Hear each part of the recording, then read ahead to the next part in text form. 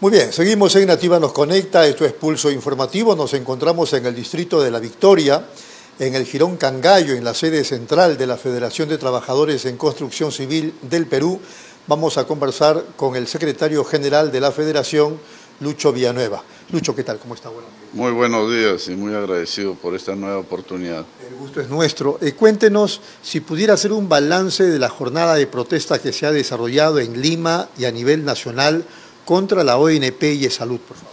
Bueno, ha sido una jornada exitosa, muy positiva, porque no solamente hemos recibido el respaldo de los trabajadores afiliados a nuestras bases, a nuestra federación, sino también muchos gremios afiliados a la CGTP, porque el tema de ayer que nos congregó, además de la solidaridad con los transportistas, con los peruanos que están sufriendo esta ola de violencia, era para protestar contra Salud, que es una de las instituciones que también están venidas muy a menos, y esto por la mala gestión y definitivamente, como lo señalamos nosotros, por la injerencia política, porque Salud, como todos sabemos, es una institución muy grande, administra muchos recursos y es la propia Presidencia de la República quien nombra a su presidente ejecutivo.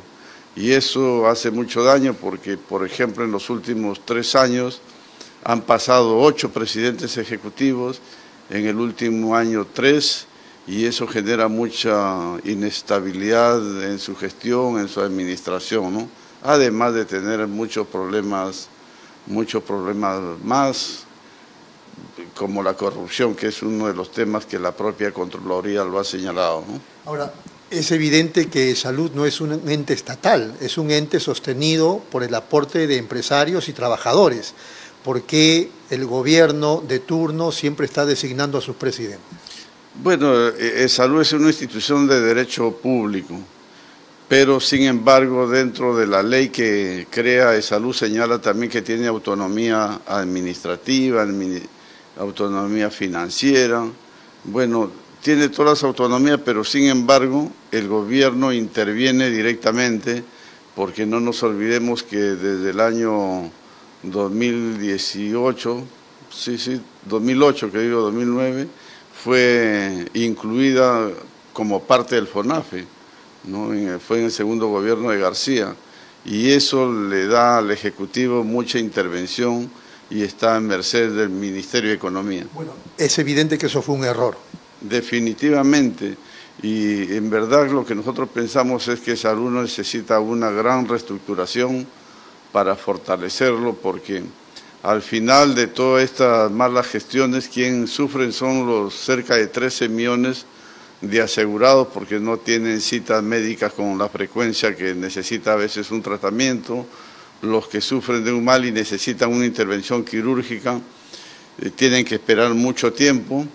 Inclusive existen registros que hay personas que han tenido que esperar más de 1080 días y en muchos casos ya los pacientes inclusive hasta allá habían perdido la vida, han fallecido. Es una situación muy difícil, y lo bueno es que en estas demandas el sector empresarial también se ha sumado y está respaldando, porque el presidente Capeco, estuvo presente AGAP, Sociedad Nacional de Industrias, ADEX, y el presidente de Confíe llegó un poco retrasado porque pero llegó y también ha expresado su respaldo. Qué bueno, entonces no es un problema de los trabajadores y los empresarios, es un problema del gobierno con estos sectores. Pero ¿cómo se resuelve? Porque el otro día conversaba con Jerónimo López y nos decía, hay un directorio, y sería el directorio el que debiera encargarse de designar al presidente ejecutivo. Bueno, es una de las tantas salidas, ¿no?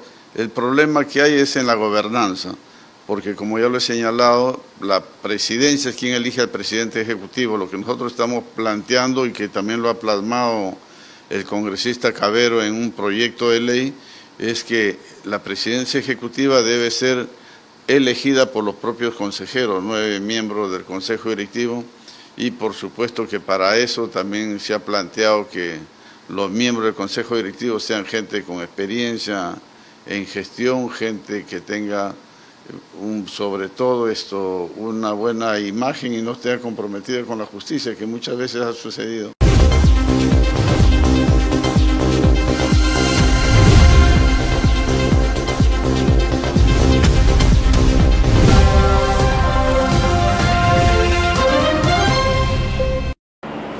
quieres llevar una maestría virtual? No tengo plata para eso. La plata no es una excusa. Con el crédito educativo pagas en cómodas cuotas sin descuidar tu economía. No tengo tiempo. Esta maestría es 100% virtual. Estudias a tu ritmo sin descuidar tu trabajo ni a tu familia. ¿Pero qué tan buena es la universidad? La maestría es de la Universidad Pedagógica Nacional de Argentina, UNIPE, destacada por su excelencia en educación y con título reconocido por la SUNEDU.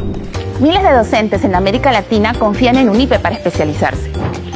Ya no hay excusas. Inscríbete hoy y solicita tu crédito de rama magisterial y lleva tu carrera al siguiente nivel.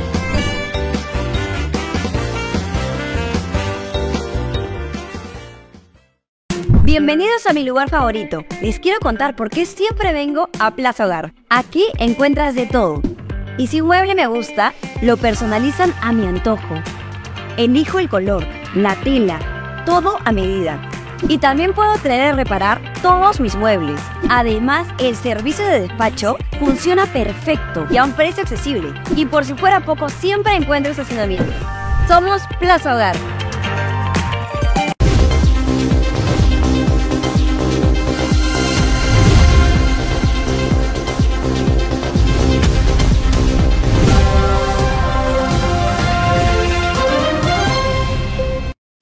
El directorio o los consejeros es lo mismo, ¿verdad? Claro, el directorio es el Consejo Directivo de Salud, que está constituido por 9 miembros, 9 integrantes. Y entiendo que si el gobierno va a ocupar una plaza en el directorio, tiene que ser uno de los 9, pero no, digamos, el que designe.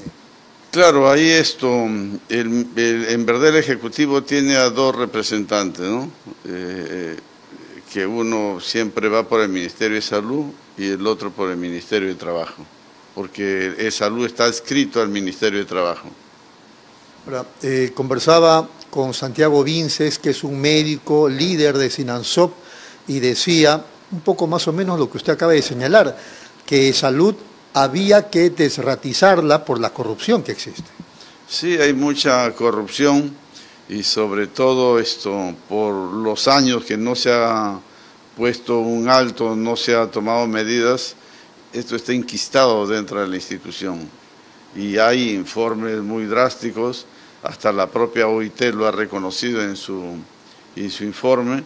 Bueno, y señalamos, y como lo he dicho yo, queremos tomarle la palabra al ministro de Trabajo porque él hace un tiempo no muy lejano ha hablado de hacer una reestructuración y nosotros le hemos dicho que lo apoyamos si es que va a hacer eso, pero tiene que ser unas medidas muy radicales porque siempre los malos elementos se resisten y salen a denunciar a veces cosas inexistentes, pero ahí estamos, tiene que haber una reestructuración, hay que proponer a los mejores técnicos en gestión y que no se hagan nombramientos a dedo, ¿no? ¿Y cuál es el problema con la ONP? Ese detalle explíquenos, por favor. Bueno, nosotros hemos señalado que el sistema privado como el sistema público son sistemas que no favorecen a los trabajadores y menos a los jubilados. El sistema privado desde el año 92 a la fecha no ha servido para mucho, las pensiones que ahora se están cobrando son mínimas y en muchos casos inclusive se han quedado sin fondos los pensionistas y no tienen que cobrar.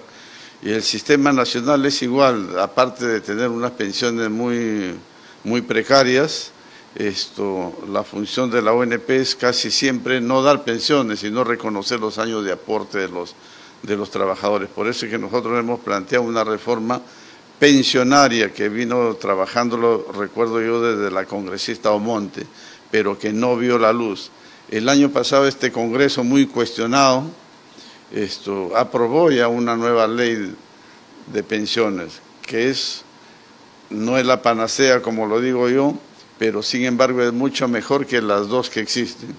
Entonces, miren, nosotros como trabajadores de construcción tenemos un régimen especial de jubilación, que lo reconquistamos después de 30 años de lucha en julio del año 2022.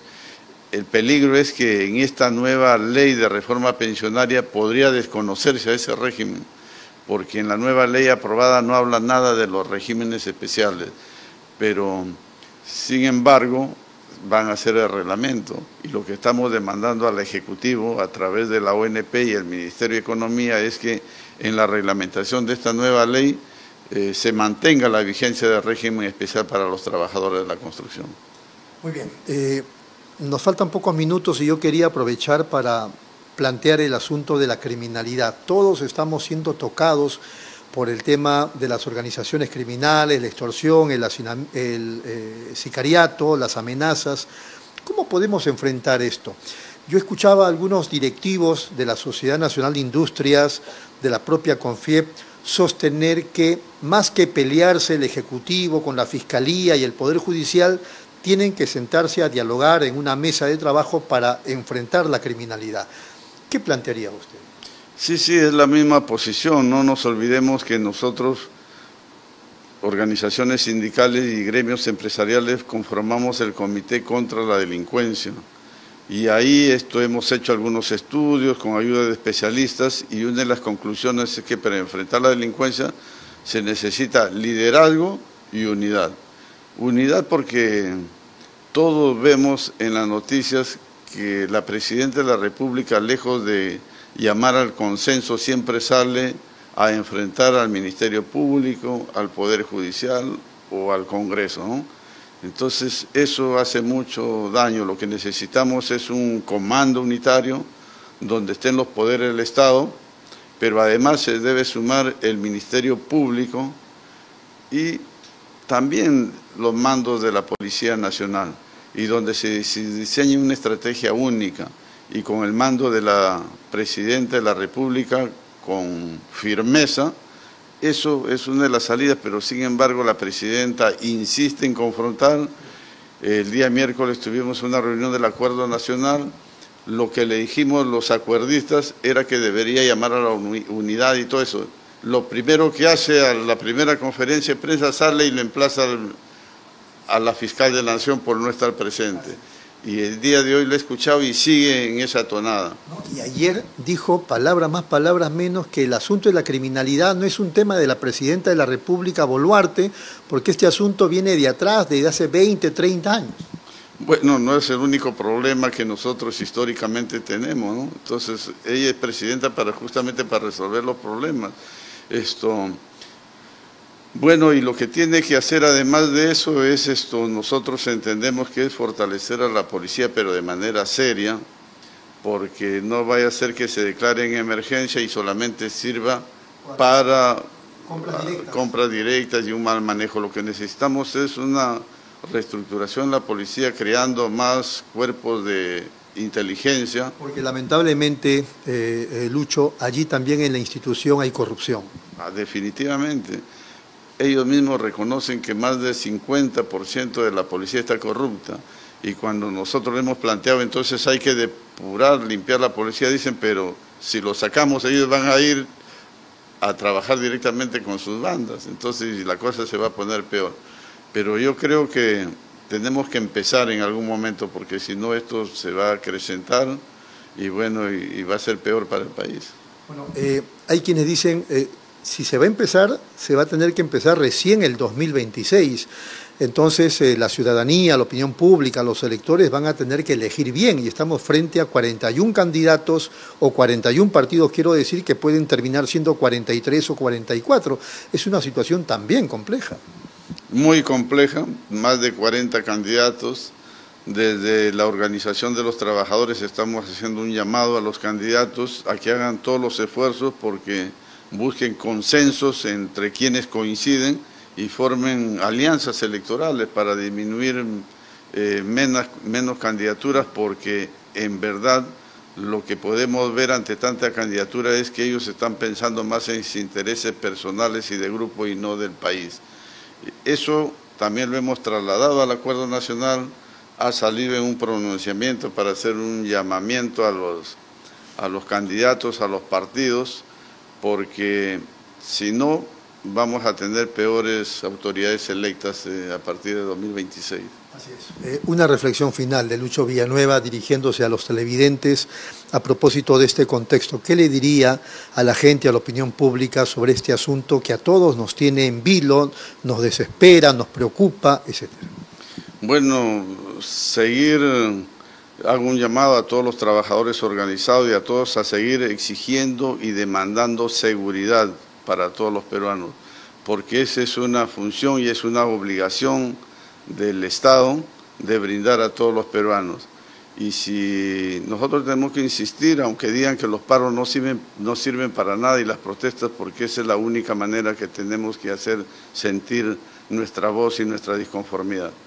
Lucho, ha sido muy amable. Muchas gracias a Lucho Villanueva, secretario general de la Federación de Trabajadores en Construcción Civil del Perú.